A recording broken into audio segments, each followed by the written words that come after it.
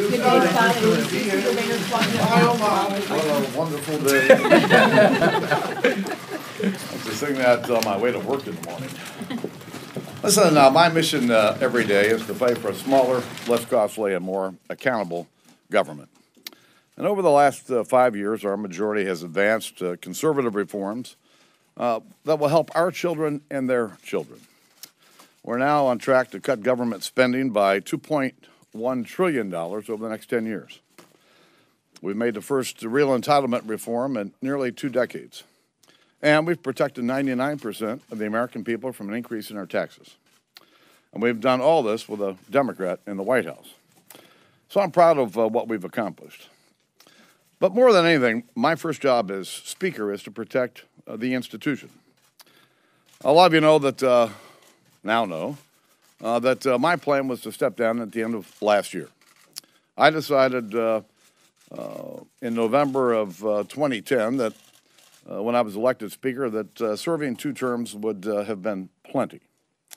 And but in June of last year, when it became clear that the majority leader lost his election, I frankly didn't believe it was right for me to leave at the end of last year.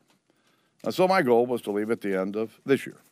So I planned, actually on my birthday, November 17th, to announce that I was leaving at the end of the year.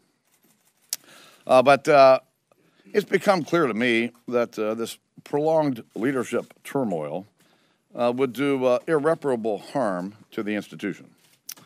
So this morning I informed my colleagues that I would resign from the speakership and resign from Congress at the end of October.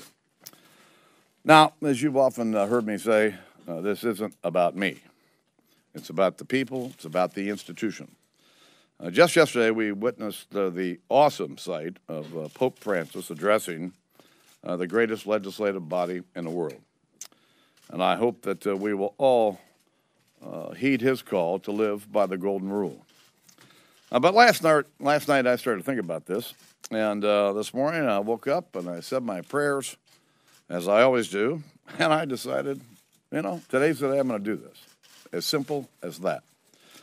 That's the code I've always lived by. If you do the right things for the right reasons, the right things will happen. And I know good things lie ahead for this House in this country, and I'm proud of what we've accomplished, especially proud of my team.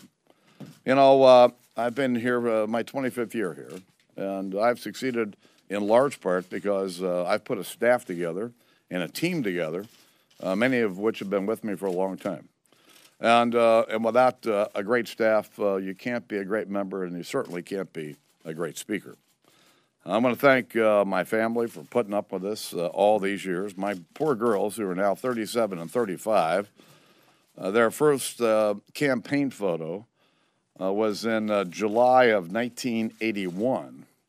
And so they've had to endure all this. It's one thing for me to have to endure it. I've got thick skin. But the girls and my wife, they've had to put up with a lot over the years. Let me express my gratitude to my constituents who've sent me here 13 times over the last 25 years. You can't get here without getting votes.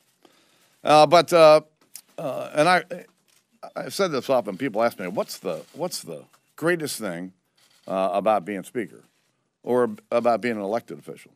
And I said, well, it's the people you get to meet. I've met tens of thousands of people in my own congressional district that I would never have met other than the fact that I decided to run for Congress. And over the years, as I traveled on behalf of my colleagues in the party, I've met tens of thousands of additional people all over the country. And you meet rich people, you meet poor people, you meet interesting people, and probably a few boring ones along the way.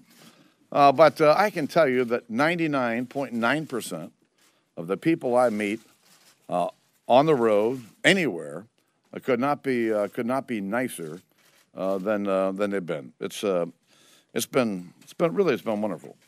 It's